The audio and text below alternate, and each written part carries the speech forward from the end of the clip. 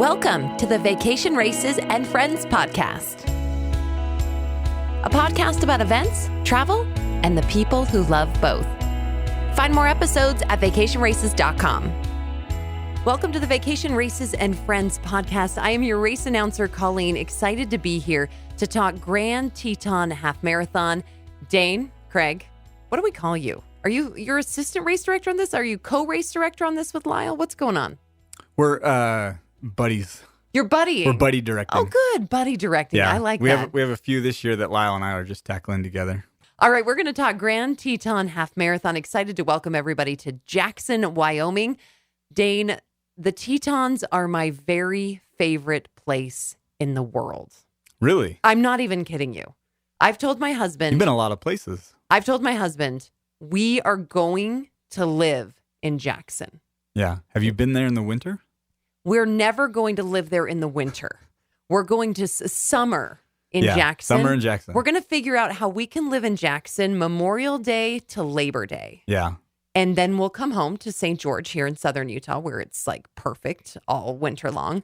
Then we'll go back to Jackson. Yeah. Well, this time of year, too, is really like the perfect time to be in Jackson. Oh, The weather's always really pleasant. It's like so sunny good. and 70s. yeah. But then the nights cool off. You still get a little bit of that crisp air. It's really green because all the snow's melting off. The You get wildflowers. Yeah. Oh, my It's great. gosh. It really is. And you still have those high peaks or really snow-capped. Yes, you get that contrast. It in the really, mountains. it really is amazing. And I love this finish line. People always ask me, what's your favorite race? What's your favorite finish line?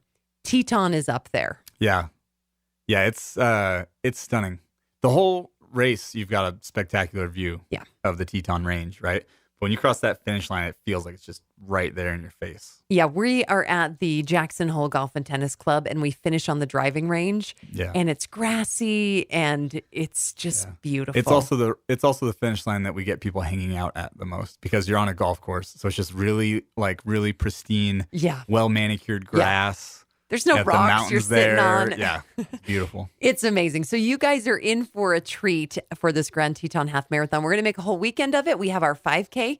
We have our half marathon. 5K is going to be on Friday, half marathon on Saturday morning. We have people who are joining us for both races who are going to be doing a little double action there. We also have people who are doing this this quad that we developed this year that is partnering with our Yellowstone event. Yeah, we actually developed it last year, but unfortunately, That's right. we did have a few virtual I blocked participants. last year out. Yeah. Last year would have been the first in-person year to do it, but we obviously had to cancel both Teton and Yellowstone last year, unfortunately. And so, the quad is all 4 races, both 5Ks and both halves, back-to-back weekends. Yeah, Grand Teton and Yellowstone. So welcome to all of those people who are very adventurous, going to join us for both weekends. How many people do we have doing the quad? Doing the quad, we've got like 480. Wow.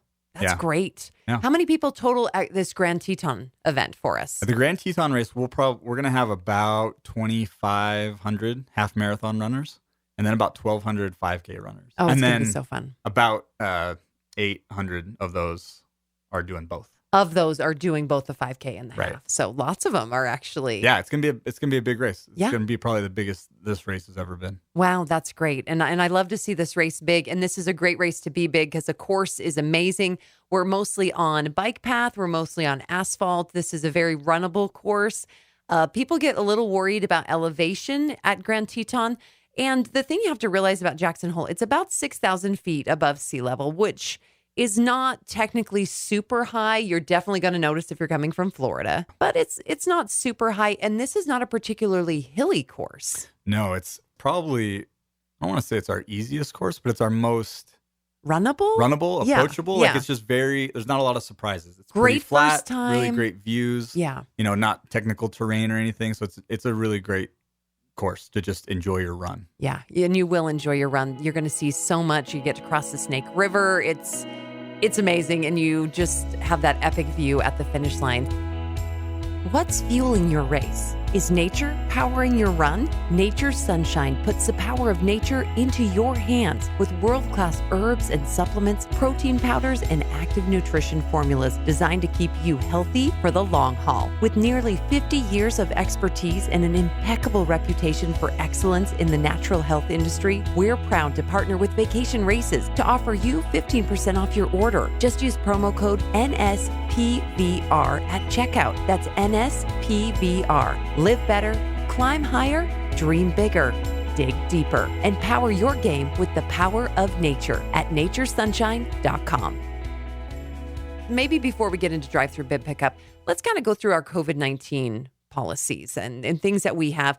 You know, Vacation Race has been so successful through 2020, navigating this really challenging event landscape that we've had. And here we are kind of on the other side. Every place is a little bit different. People are coming from different places and they have different experiences with how COVID-19 has gone. What are we expecting as our runners come as far as face coverings, as far as social distancing? Help us understand that. Sure.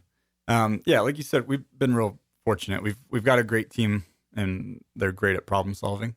And also the nature of our events, you know, they're not 50,000 people races in downtown metropolitan areas. And so we've been able to be flexible and put on races even all through this pandemic. But we've had to modify things and adjust and make some sacrifices at some locations. And we're in another transition period right now. State to state, county to county, guidelines and restrictions and permitting agencies, like everything is different wherever you go. And we are in a transition phase in that a lot of places are relaxing a lot of restrictions. Some are removing restrictions completely.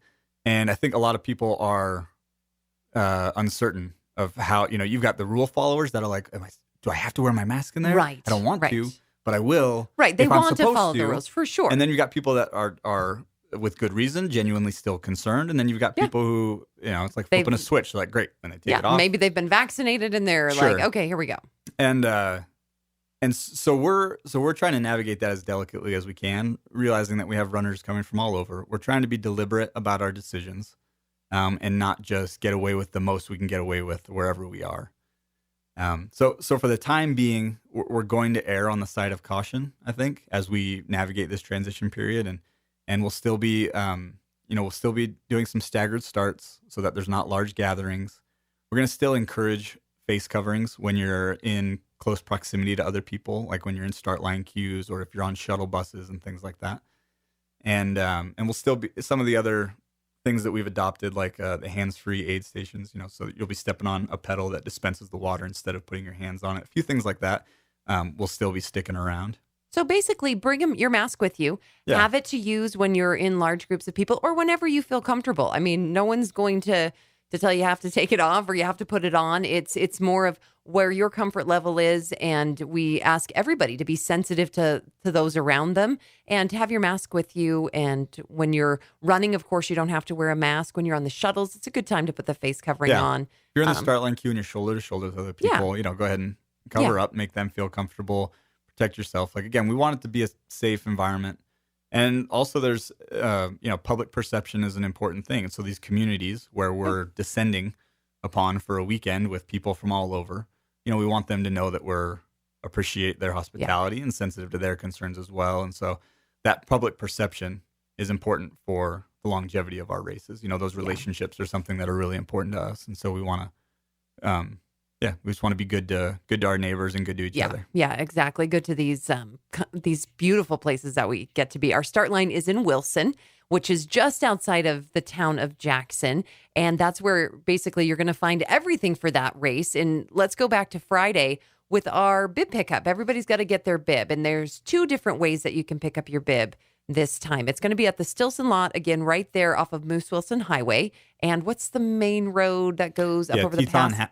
Teton Pass Highway. Teton Pass Highway. So right there, Moose Wilson Road and Teton Pass Highway is where you're going to find this Stilson lot. We've got maps, everything in your actual race guide that you received on your email. So check that out. And you're going to be having the option of driving through, or you can walk up. So kind of walk us through what it's going to look like that day for bib pickup, Dehn. Yeah, the drive-through bib pickup is something that we adopted early on.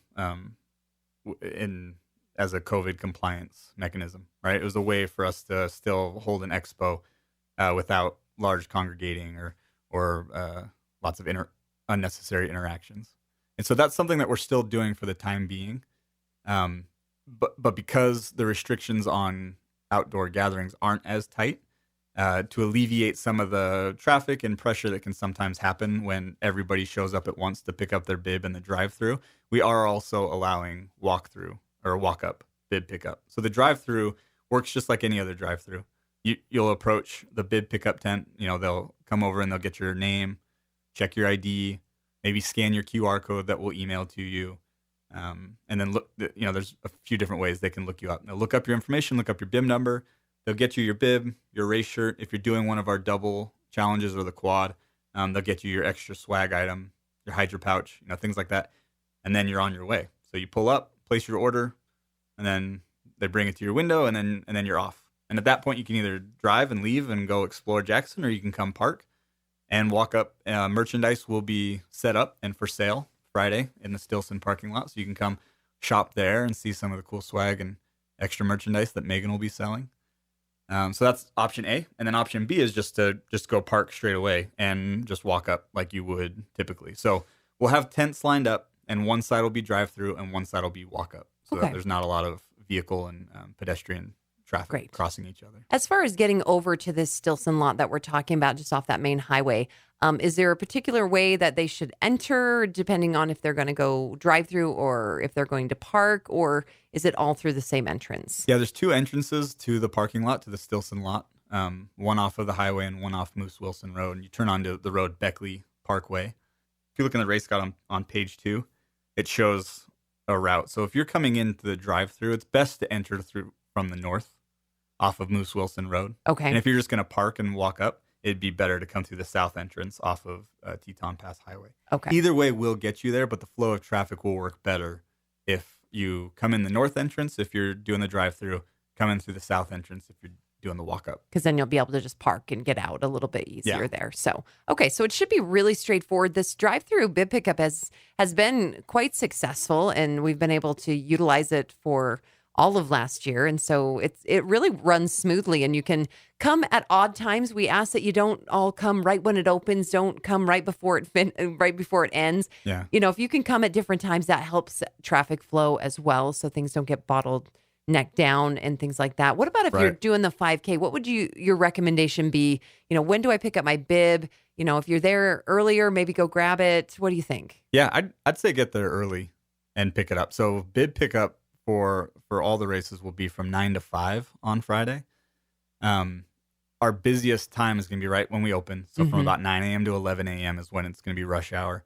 And then again from about 3 to 5, with it really spiking probably at about 4, because a lot of the 5K runners, if you put off picking up your bib until the very last minute, you're going to be in good company with every other 5K runner that did the same you might thing. feel a little anxiety at that point. So I would avoid like 9 to 11 and then about 3 to 5. Yeah. And I say that, and I'll watch everybody come from 11 to 3, and we'll just be just be crushed. But those are typically our busier times. And so if you're getting the 5K bib, I would recommend just coming early. Try to get there by 4. I mean, you can check out merchandise, you can stretch. It's a beautiful. There's still some lots.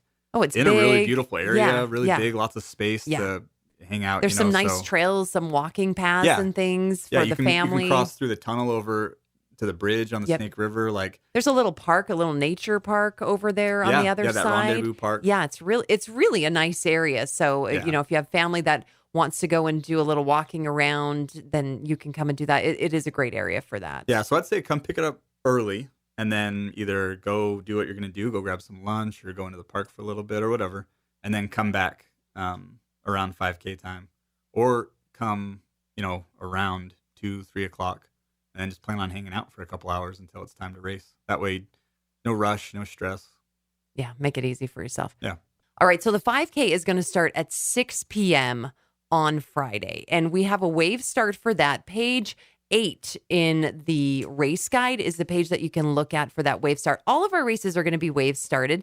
And that's just to help us kind of spread the traffic out a little bit. So like Dane was saying just a minute ago, if you're going to need to pick up your bib for the 5K, maybe get there a little bit early and then plan to come back, park, and get ready for the race and come to the start line. We have in this page 8 a breakdown of when you should be parked for the 5K and when you're going to be starting. We're going to start waves about every 10 minutes.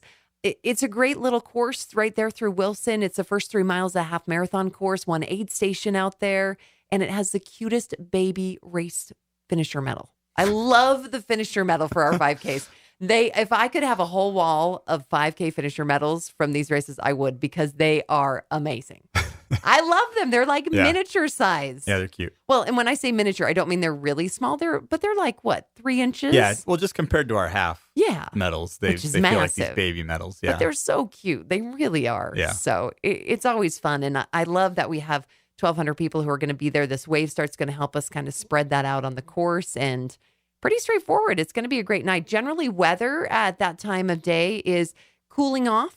It can be a little bit warm. Sometimes there's some storms that rumble through in the afternoons, depending on what the weather forecast looks like. But generally speaking, it's quite nice and it should be really pleasant. mild. Yeah, quite pleasant for the 5K. So yeah, we look forward to having everybody out there. You know, while we're talking demographics, Dane, how many people are coming to this event? I mean, we know that you had the 2,600 people, but people are coming from all over the United States. Oh yeah. This isn't just, people who live close by. These are people who are traveling and coming to visit. More than half the people have never been to Grand Teton National Park before. So yeah, 62% have never been. Wow. And then I think we've got all 50 states represented. Awesome. That's great. That's going to be really exciting to have everybody. We've got tons of teams who are going to be there as well. So shout out to those who are coming to run a team. And also a lot of first timers. We have almost 20% of these runners are first-time half marathoners, so that's kind of fun. We have a lot of veterans. They picked a good one for the first time. They really did. But that's actually, I think, surprisingly low for our races. Yeah. Yeah. So a lot of seasoned, experienced half marathon runners. Oh, it's going to be great. It's going to be a great weekend. All right, so we've got through Friday. 9 to 5 is when that drive-through walk-up bib pickup is available. Again, 6 p.m. is the 5K start, and it's going to have that rolling wave start. Check out page 8 in your race guide for that. But be parked by 5. Be parked no matter by what 5. Wave you're in. Yeah. Get in there early. Let's not have a traffic jam right at the end. So we'd ask every wave to be in and parked by 5. That gives anybody who hasn't gotten their bib time to pick up their bib. And then starting at 6 o'clock, we'll just start doing those wave starts. Yeah. And so just pay attention to the wave that's on your bib, and you'll be all good. It'll be great. And we will be able to broadcast some announcements to your vehicles as well as you're driving in and parking. So we'll have that ability to do that as well. So you'll be able to know when you're starting and everything that's going on. We're going to keep you super informed, and we're just going to have a great Friday night. It's really a great way to kick off the entire weekend. Nerding out on data, perfecting the optimal training and nutrition plan, aiming for progression in PRs. Sound like you? Well, Gnarly Nutrition can relate. Featuring a full line of honest sports nutrition products, Gnarly provides the best nutrition possible for all types of mountain athletes. Because they offer great tasting and reputable products, Vacation Races trust Gnarly to be the on-course hydration sponsor. With the low-calorie, high-electrolyte Gnarly Hydrate for shorter races and the calorie, electrolyte, and amino acid-filled Gnarly Fuel 2.0 for longer races. Gnarly is here, taking the bonking out of your big day. Use code VACATION15 during checkout at GoGnarly.com for 15% off. Saturday morning, our half marathon, our grand event here. Yes. So let's walk through parking in the morning. We have a couple of different options depending on where you're staying. We have some shuttles that will bring you over to the Stilson lot, which is the 5K start and finish, also the start in the morning for the half marathon. Correct. Yeah. So if I'm staying in downtown, Jackson has tons of hotels, things like that. What are my options as far as getting to the start line? Yeah, so if you're staying in Jackson, especially in the downtown area, like in and around the town square with the antler arches, on the corner of Cash and Gill, there's like a welcome center and also a rec center, and there's a large parking lot in between. And so if you're staying somewhere in Jackson and want to drive there, there's some parking there, but really it's if you're within walking distance of that area, there will be a shuttle pickup there in the morning. Okay. And what time is that shuttle pickup going to be in the morning for them? Yeah, so that shuttle will pick up at 4:30 a.m. So it Okay. will leave from the corner of Cash and Gill in downtown Jackson, and it'll take runners to the start line. And that's not going to be, it's not going to go back and forth. That's going to leave at 4:30, and then at about 4:45, we're going to send the last shuttle. And so, Okay. And people hear us always say there's a shuttle. It's not just one shuttle. We're not going to only be able to yeah, take there's 50 a people. shuttle service, Right. and there's multiple shuttles. Yeah. So you don't worry about that. I always tell people, get there before 4:30, we'll get you on a shuttle and we'll get you to the start line. Not going to be a big deal. So Cash and Gill, if you're staying downtown, just kind of scope that out the night before. That's what I always recommend to people. Go check it out because it's probably closer than you think it is. Yeah. And it's a really easy walk over there to grab that shuttle. So we'll get you over there. So if I'm staying now on the other side, Jackson is a little interesting because it's kind of split up. There's kind of like a North Jackson and a South Jackson. It really is. So if I'm on the Teton Village side of things over at the Jackson Hole Ski Resort, I'm on the other side of the start line. Mm-hmm. But there's an option for a shuttle from there as well. Yeah, so if you're staying up by Teton Village, which is north up from the start line on Moose Wilson Road, there's a large parking lot there called the Ranch Lot. So anybody staying up near Teton Village should either walk to it in some cases or drive to it and park at the Ranch Lot, and then we'll shuttle you down to the start line. Okay, so if you're at Teton Village, that's the ski resort. Yep. Teton Village, Jackson Hole Resort, that's the Ranch Lot. Then you also can park where the bib pickup is in the Stilson Lot, but that's limited till 5 a.m., correct? Right. The reason we do that is because we don't want vehicles trying to get in there at the last minute while we're trying to start the race. Yeah. And so the Stilson Lot where the start line is, where bid pickup will be on Friday, where the 5K start and finishes, that is a big lot. It can park a lot of cars, and we encourage you to go and park there, but you need to be there by 5 a.m. And at 5 a.m., we're going to kind of close it off because we don't want people trying to get in there last minute. And so what's going to happen is if you get there after 5 a.m., we're just going to direct you north on Moose Wilson Road, and you're going to park at that ranch lot at the Teton Village Association up by which is Teton about Village. 5 miles down. It's about it's not like a very 12 far minute down. drive. Yeah, it's not very far down. You'll drive a few miles up the road, you'll park there, and then you'll just ride the shuttle down. Okay. So that should be really easy. So 3 different options for parking early in the morning prior to 5 a.m. If you want to park at the start line in the Stilson Lot, good to go. Yep. Stay in downtown in Jackson, Cash and Gill, you can walk over there, pick up a shuttle. Or if you're on the Teton Village side of things, or if you've got a VRBO on that side of things, you can go over to the ranch lot. All these lots that we're talking about, they're actually used for the ski resorts. And I find that interesting. These huge parking lots are because of all the parking that's needed for the ski resort they park in the winter. and then shuttle them up to the ski resort. Yeah. So those are the lots, and that's their purpose and why you find them. If you look on page 6, you'll see those lots identified on a map. And it's really just kind of a triangle. You've got the one over in Jackson, which we'll shuttle from at 4:30 in the morning.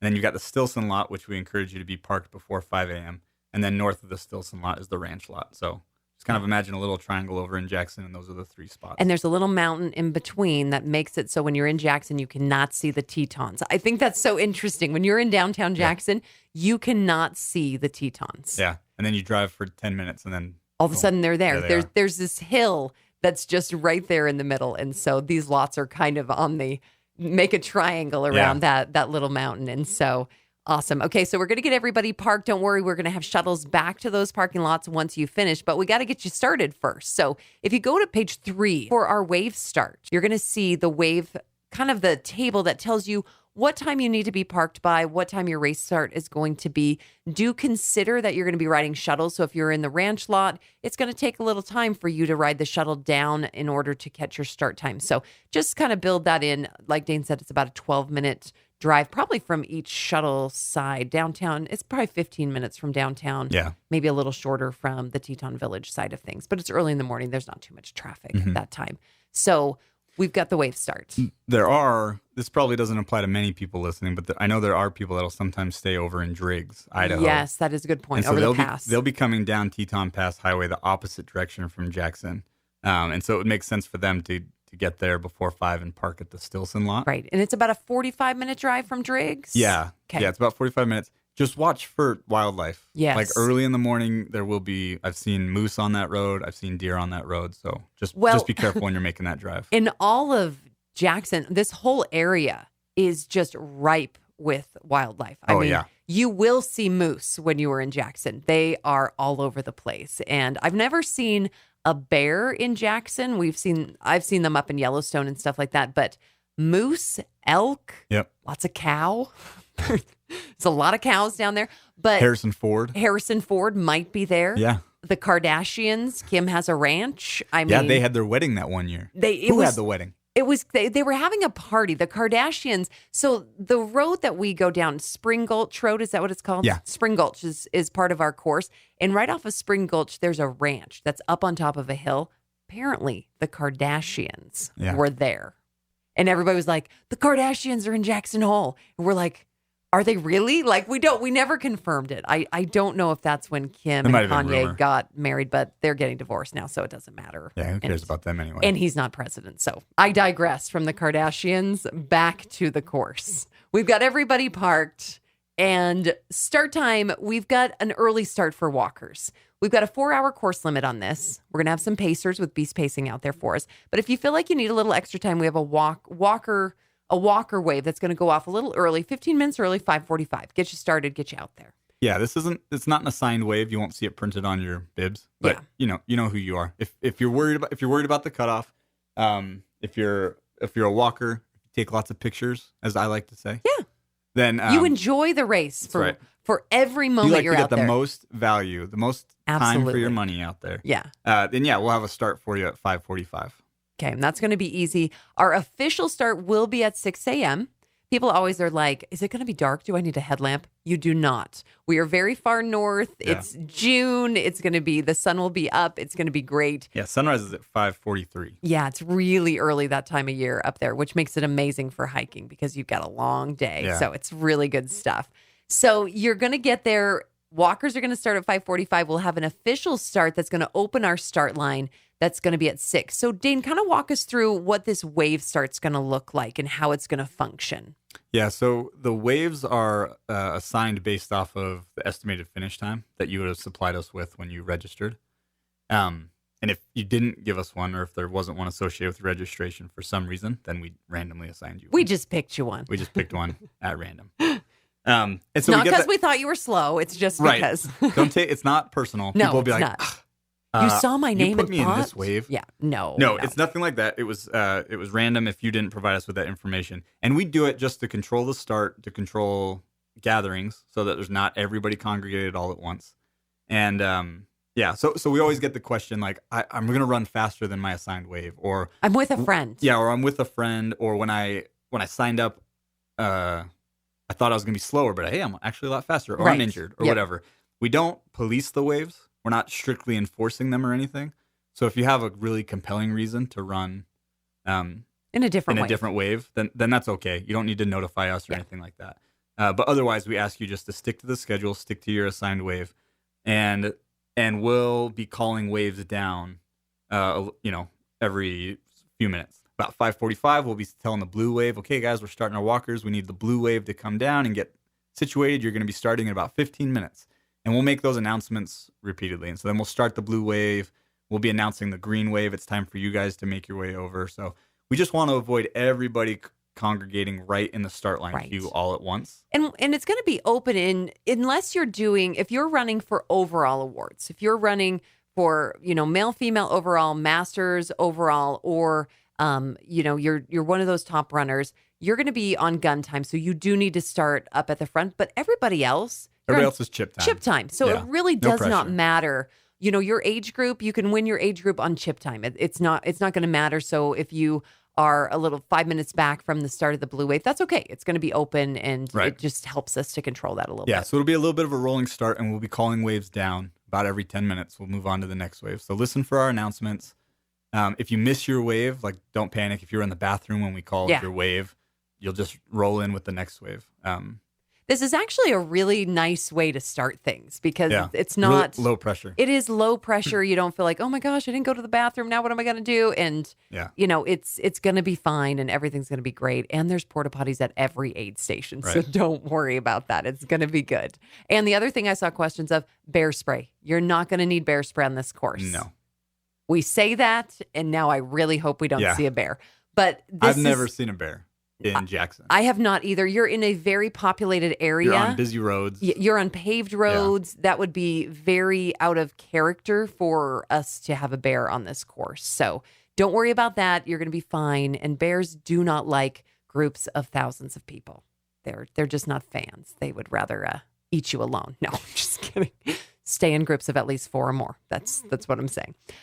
So don't worry about bear spray. Don't worry about all that stuff. It's gonna be really easy. So we're gonna get everybody started. How long is the start gonna take us? We're planning on it taking an hour. Okay. So last call for runners to start will be 7 a.m. Okay. So from but that 6, does not give you permission to sleep in. No. Right. And avoid your shuttles and avoid all of that. Everybody should be there parked by 5 a.m. Yeah. And then they'll ride, the shuttles and everything. They should get them there. Everyone should be physically present by 5:30. Yes. We're just saying you're going to have some time to either wait in your car or stretch or use the bathroom or whatever. So we'll have some hot chocolate. We'll have some bananas. We'll have water that you can fill up your hydration packs and things like that. So it's not going to be, that doesn't give you permission to just roll up late. Right. We might be speaking from experience on this, but we'll leave it at that. So we'll get everybody started. We will have a clothing drop. We'll have a gear drop available at the start line. So if you come in some warm clothes and you got dropped off, we can do drop off. I was just thinking about drop off. Drop off available at Stilson until 5. Drop off, though, is exactly what it sounds like. It's drop off. Yeah. If you pull in, you're going to pull into the drop off, unload, and then pull out. It's not park and hang out and wait with your runner. If you want to do that, you're welcome to just go and park your vehicle with all the other cars that are parking. Yeah. So if you're just dropping off, you're going to be more than 5 minutes. Is it a kiss and cry? Park. Is that what they call it? The kiss and cry where you just right on through. I don't even want you to. You just tap those brakes. Just throw that runner right out. Let them roll out of the car. And it will be super easy. Yeah. So you can drop somebody off. But then we will have gear check available for you. So if you have some warm clothes, there's something that you want us to take to the finish line that is not a personal item of value, like your wallet or your keys or something like that. Nothing like that. Clothing, an extra sweatshirt that you want for the end of the race, something like that. Because it can be a little chilly in the morning. There's a lot of fog in Jackson Hole. I love the fog in Jackson Hole. Yeah. But the last year we did this race, 2019. It's beautiful. But I'd never seen it like that. It was fogged in for the first socked in 5 miles. It was amazing. And then they finally break through, and then the Tetons are right there. You guys, it was like magic. I've never seen it like that. It was amazing because I don't know, it was some inversion or something happened because it is a bowl. I mean, the valley is a big bowl, and everything just settled overnight, and it was so beautiful. Yeah, it was cool. It absolutely was gorgeous. So it did keep it a little chilly that year for the first little while, but then once that sun popped up, it was really nice. So it can be a little bit foggy there, but a little cooler because we're a little bit higher elevation. But we'll have gear bags for you. You'll also have a loose clothing drop available about mile 3. It's at that first aid station that you come to. Yeah, it's near mile 3. Don't drop it at the mile 3 flag or right at the aid station. Right. We'll have a sign that says clothing and a bin drop for you to drop it in, but it'll be around mile 3. Because if anything's dropped anyplace else, it's not going to get back into the gear drop where it needs to, where it's going to get returned to the finish line. So just make sure you're throwing that clothing where you need to. Don't throw anything that you love, nothing that you would be so sad if it got some dirt on it or something like that. We do a really good job at getting things back to you. We don't steal things, and our runners don't steal things. So there are some people who worry about that. They're like, well, what about my gear bag? It's like, we're not going through it. Right. Because we know what's in those. We're not interested. What's in them? There's some weird stuff in there. I mean, there is some weird stuff. How would you know, Colleen? Because I've seen the leftovers, Dehn, and I was like, who put that in there? I mean. What's the weirdest thing you've ever seen? The weirdest thing. It's food. It's food items that you're like, what? Like the half-eaten bagel from the hotel lobby. Eating this morning, and is that food? Yeah, it's just the ultras is where it really gets interesting. Yeah, that's a whole nother thing. Story. So just clothes. Yeah. In your gear drop bags. Clothes. Yeah. Little blankets, earmuffs, whatever you wear in the morning that you don't want to run with, but you want to stay warm with. We'll have bags for you, and we'll write your bib number on it, and then we transport those to the finish line, and then we'll have a volunteer there who will look up your your bag from your bib number and get you your stuff. Super easy. Well marked. This is going to be very well marked. You are not going to get lost on this course. This is a tough one to get lost on. It's pretty straightforward. Take a left and just run to the golf course. Just run to the mountains. Yeah, it's going to be pretty easy. It's going to finish again at that Jackson Hole Golf and Tennis. It's kind of over by the airport is really where the finish line is. Yeah, it's that direction. And the airport inside the national park. If you're flying in, that airport was part of the monument prior to it being absorbed into the national park. It is the only national park that has an airport inside of it. It's a commercial airport. Very cool. I think that's a cool little fun fact. So, and if you want more fun facts, I'll do a little plug right here because we have our RaceJoy app that we're using for tracking. No spectators are allowed on this course, allowed with our runners. So RaceJoy becomes a great tool for them to use to track their runners. So download the RaceJoy app. If you got spectators, have them download the RaceJoy app. And I've uploaded some fun facts about Jackson Hole, about Grand Teton, about Wyoming. I had a lot of fun actually looking up the Grand Teton. There's so much it's an interesting history about this area. So we throw some tidbits in about every mile. If you're wearing your headphones, you'll get a little message. It's like a little tour guide. It's like Colleen's running with you. It's like you so got a running buddy, and she's right there with you. I know. And every once in a while, you'll hit some GPS a very marker. knowledgeable running buddy. And I'll come in and be like, hey, did you know that moose can swim? And I'll tell you all about it. I mean, it's just good stuff. So download the RaceJoy app, twofold for the entertainment value. And secondly, for your spectators to be able to track you. But you have to turn it on when you start the race. Yes. Some people don't realize that. So you're going to download the RaceJoy app. When you go to start the race, you're going to pull it up just like you would Strava or, any other run tracker. You're going to start it when you start the race. If you're wearing headphones, you'll hear all the messaging. Your spectators can send you cheers and all sorts of fun things. So it'll be good stuff. RaceJoy is an important thing, and it's been working really well with our people really like it. So experience that while you're out there as well. So Colleen, you dropped that little landmine and then just moved on about no spectators. I feel like did. people are going to perk up at that and wonder because what's they're going like, on. you hate our spectators? That's what they thought right then. They're like, you don't like people. Yeah. That's untrue. We love people. Yeah, especially your people. Especially your people. I love your people because it's very lonely for me at the finish line if I don't have your people. So why no spectators, Dane? Yeah. I know it's really disappointing to a lot of people. Everybody's disappointed, but some people just make or break a race. Yeah, and so, for sure. So we are sorry. The reason that it's no spectators is, again, it's a COVID issue. Whether it makes sense to you or not, it's a concern that's been expressed by the county and health departments, and under their guidelines, spectators are allowed at outdoor sporting events, which is what ours would be considered. However, they have to be in assigned seating. So unless we were able to identify everybody's spectator, everyone that could potentially be there, and actually assign them a place to be, then we couldn't be in compliance. And so unfortunately, we just have to say no spectators this year. Yeah, and we know it seems weird, but use that RaceJoy app and you'll be back to see them and show off all your cool hardware after you finish. And we'll make the finish line so fun for you. Yeah, we promise. We'll be there. We're going to volunteers. We'll be cheering for you. We've got guys. volunteers who are going to be there, 2,600 other runners who are going to hang out because the grass is so nice on the driving range. We will have people there. You won't be alone. We'll make you feel right at home. That's right. It's going to be great. But we hope next year, spectators in full force, and we expect all of them to be there. So we need our spectators. We love them just as much as you do. So, all right. So we got to the finish line. Merchandise is going to be set up at the finish line, so you'll be able to do that. We're going to have photographers out on the course.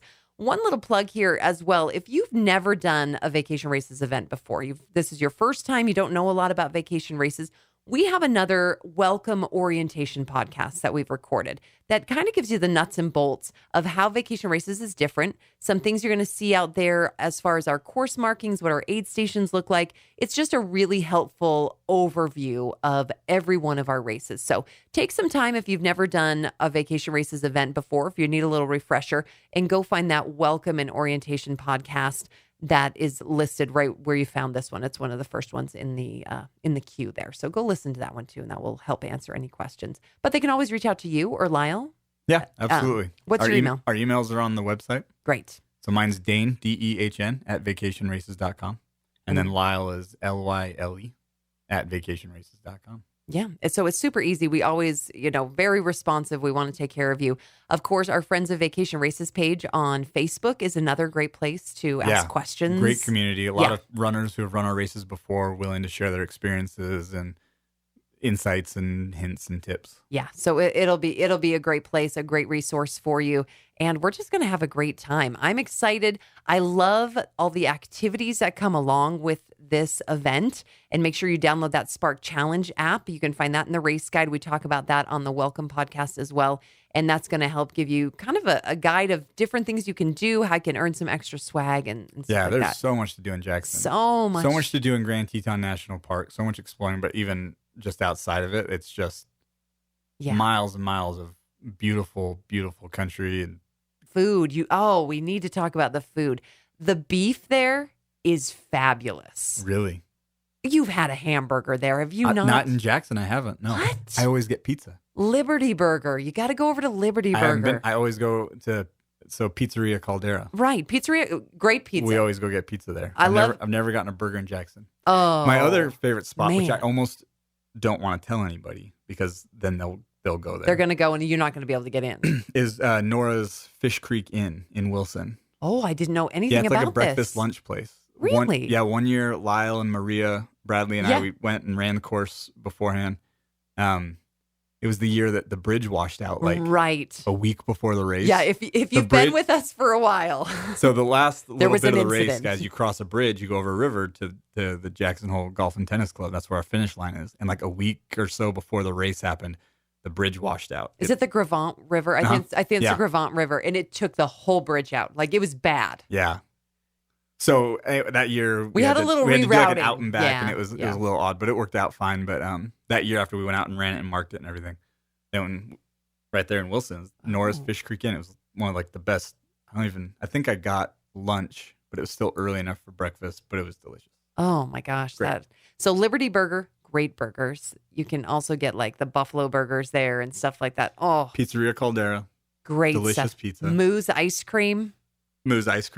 The shootout. Do you know that the shootout in Jackson is the longest running shootout in the United States? They do it every evening. Monday through Saturday. Yeah, no shooting on Sundays. No shooting on Sundays. I mean, this is a holy town. Yeah.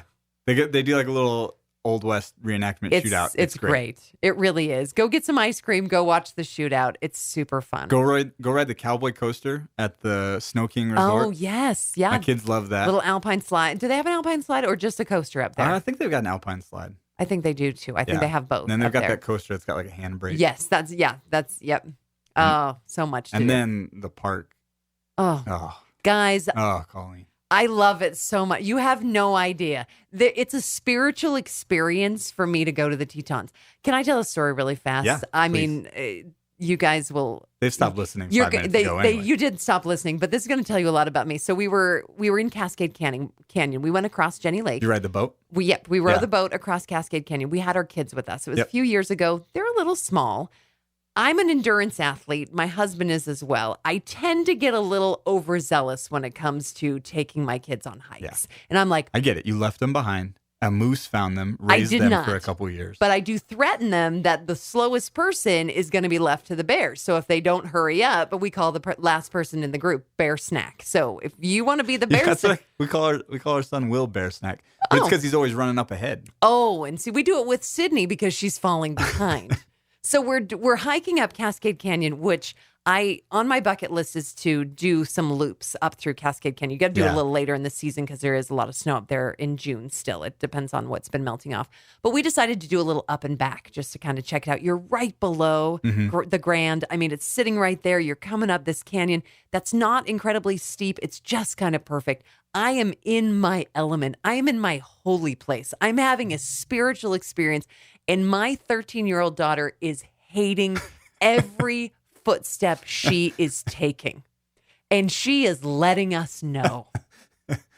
She hates everything about this trail, this hike, this place. These stupid mountains. I lose it. It was one of my moments of parenting that I am not real proud about. I'm in the middle of Cascade Canyon. I lose my mind. I'm like, you sit here and I hope a bear finds you. I'm going up there because I want to go see the glaciers. So I didn't leave her behind. We turned around. We did end up hiking. The problem was we had hiked so far in by the time we got back to the boat dock. Yes, the boats You guys had to walk around. We had to walk around. It's a long, hilly way around. Don't miss the boat if you have kids. It was like an extra 3 miles, and there was at least 1.5 miles of climbing. And I was like, geez, I thought this was a flat lake. It's not. So they ended up doing 8 miles. My kids, of course, once we turned around, Sydney was fine. It's only when we're going away that she just doesn't She doesn't know how long you're going. Exactly. She doesn't know where the end and is. she's like, you said the next corner. You said the next tree. You said the next clearing. And it just kept getting more and more beautiful. beautiful. It was amazing. So if you find Sydney out there, right, when you guys are hiking Cascades Canyon, please take her with you because her parent does not want to deal with that. We laugh about this in my family now. At least I try to laugh about it. I love Grand Teton. Yeah. And I'm like, it's great. There are so many miles of hikes and you could spend a month back there. Yeah. And the youngest mountains in the Rocky Mountain Range, and they show it, man. They're just jagged and they just stick right up out of the flat ground, and they're special. They really are special, and you guys are going to find some special things there. So make sure you download that Spark Challenge app so you can do a bunch of those hikes. We have all kinds of things from food to history to all sorts of activities you can do. So we're going to make a huge weekend of it. It's going to be really fun. You've got your race guide. It's in your email. If you have questions, you know that you can just reach out to us and we'll take care of you. But we're going to make it a great weekend. And for some of you, we're going to make it a great double weekend. Yeah, we'll see you in Yellowstone. Yeah, so stay tuned. We've got a Yellowstone race guide coming up soon for you as well. You've been listening to the Vacation Races and Friends podcast. We'd love your feedback. Email podcast@vacationraces.com with comments, concerns, or stories you'd love to share. Make sure to watch for more episodes coming soon to vacationraces.com. This episode was produced by Colleen in the Festival Sound Studio. For information about music licensing, contact Dehn at vacationraces.com.